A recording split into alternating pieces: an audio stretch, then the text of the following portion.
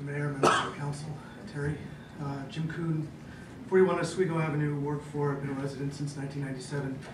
I'm also here to speak in favor of the Fund Our Communities resolution, but I want to specifically address my comments tonight to support the draft resolution recently brought to you regarding the National Defense Authorization Act signed on December 31st by President Obama.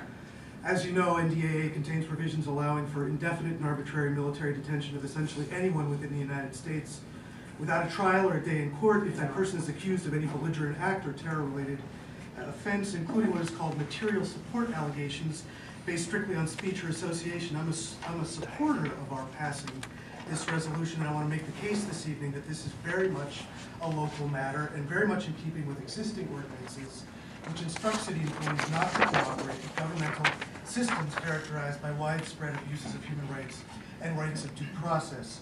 So let me remind you of what the City of Refuge Ordinance and Title IX of our municipal code do not in fact do, and here I'll quote, this chapter does not prohibit the Takoma Park Police Department from carrying out its mandated duty to apprehend violators of the criminal law. So let me ask you, not quite rhetorically, why are local police and local officials mandated to investigate and apprehend those suspected to have committed illegal acts? Because we live in a land governed by laws and rights.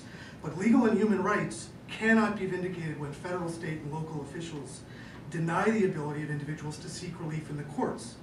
These indefinite detention provisions of the NDAA bring us perilously close to living in a world where the rule of law does not apply. And so a key provision of this resolution is to, quote, instruct all our public agencies to decline requests by federal agencies acting under detention powers granted by the NDAA that could infringe upon residents' freedom of speech, religion, assembly, privacy, or rights to trial and counsel. Human rights know no national or jurisdictional boundaries. They require governmental protection.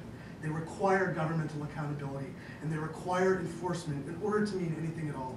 So I will end by urging you to remember the special responsibility that local officials have to protect our human rights, our rights of due process, especially when those are being ignored or violated or abused by federal or state authorities. So please support this resolution, and I want to thank you for your time. One other issue I'd like to address tonight, as a former member of the Nuclear Free Takoma Park Committee, I understand that there's some possibility of outsourcing to the SAIC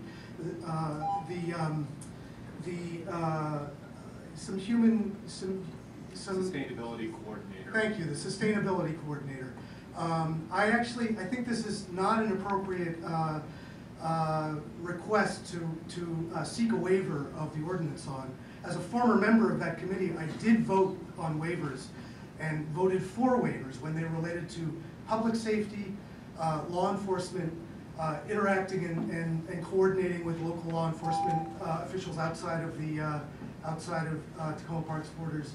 But for outsourcing, hiring, these people are up to their necks in the nuclear weapons industry and nuclear power. They've worked for the Air Force Nuclear Command. They've worked for the Nuclear Energy Commission, the Nuclear Energy